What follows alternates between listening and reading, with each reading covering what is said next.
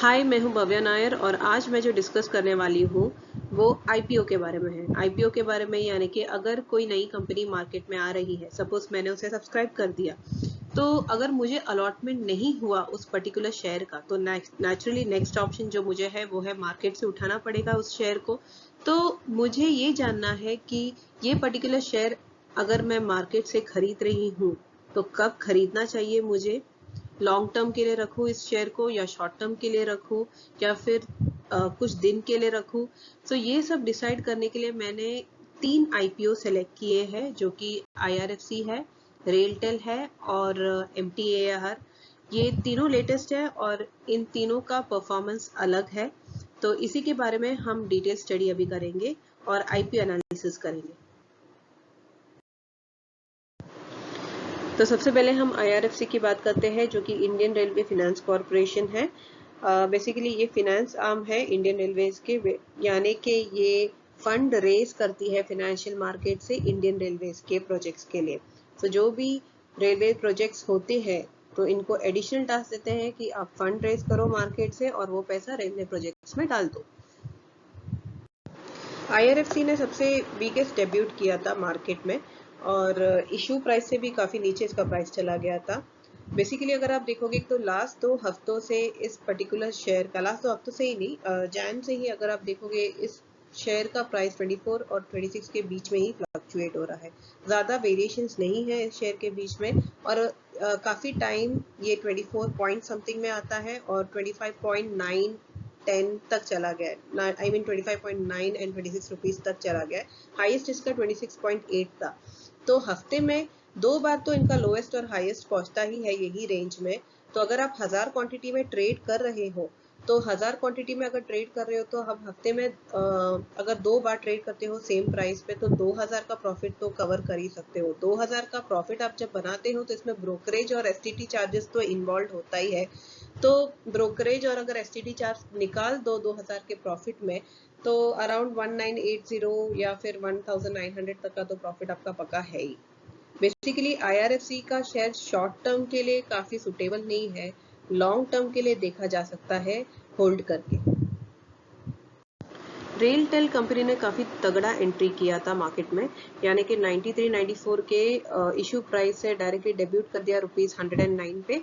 और अगर आप देखोगे कि इनिशियल फर्स्ट 5 डेज एकदम रॉकेटिंग था, यानी कि पहले वो 110, 120, 145 पे क्लोज हुआ, फिर 145 से 164 पे क्लोज हुआ, 164 से 171 पे क्लोज हुआ और उसी दिन अगर 9:15 के 9:30 के स्लॉट में अगर देखोगे तो 187 रुपीज तक वो पहुंचा।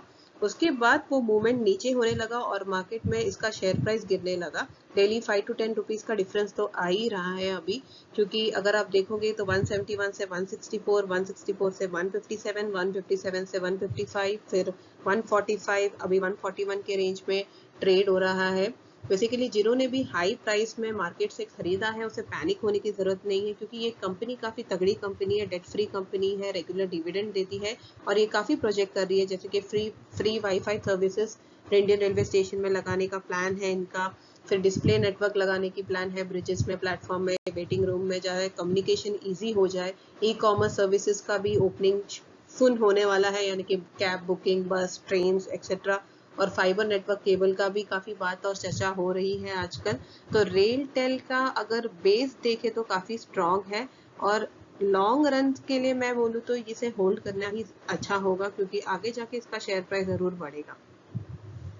और अगर जिन्होंने खरीदा नहीं है तो इसका प्राइस अभी नीचे गिरेगा और तब जाके आप खरीद सकते हो, और जिन्होंने खरीदा है अगर उनको लगता है कि नहीं मुझे नुकसान हो रहा है तो वो स्क्वायर ऑफ भी कर सकते हैं अपने पोजीशन, बिकॉज अभी शेयर प्राइस काफी नीचे गिर रहा है इसका।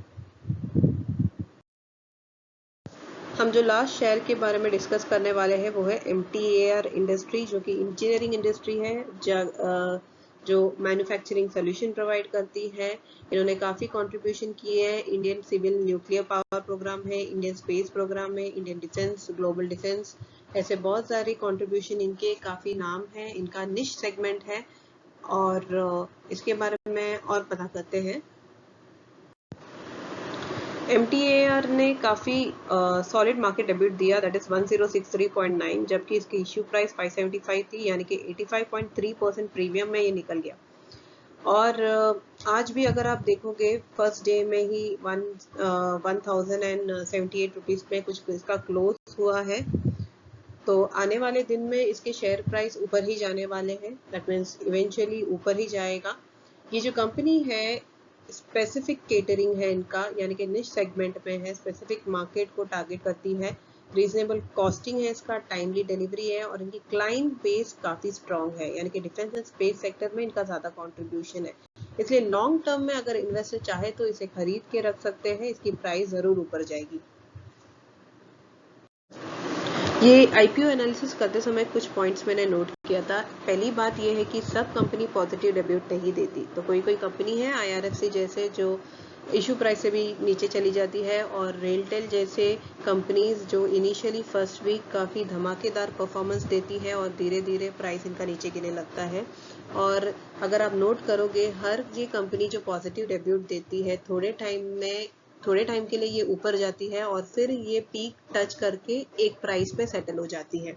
फिलहाल रेलटेल का भी कुछ ऐसा ही हालत है कि फर्स्ट 4-5 डेज में अगर देखोगे आप इसके डेब्यूट होने पर पहले 4-5 दिन में इसके शेयर प्राइस लगातार ऊपर चलते गए, यानी कि 20 to 30 रुपीज का प्रॉफिट तो हो ही रहा था। फिर वो 5th डे के बाद अगर आप देखोगे तो इसका प्राइस ऑपोजिट डायरेक्शन में मूव होने लगा, यानी कि 5-10 रुपया वापस से गिरने लगा और अभी अराउंड 140 के आसपास घूम रहा है। सिमिलरली जैसे ही आप पहले 2 दिन खरीदते जाओगे, 3rd डे खरीदते जाओगे, प्रॉफिट कमाते जाओगे, तो आपको एडिक्शन सा फील होएगा और आपको लगेगा और ऊपर जाएगा और ऊपर जाएगा, चलो और हम खरीद लेते हैं करके। तो ऐसा एक फीलिंग आप में आना ही नहीं चाहिए। आपको अपने आप को स्टॉप करना पड़ेगा और जैसे ही आप देखोगे कि मार्केट का मूवमेंट ऑपोजिट डायरेक्शन में आ रहा है तो वहां आपको स्टॉप करके प्रॉफिट बुक करके निकल जाना चाहिए।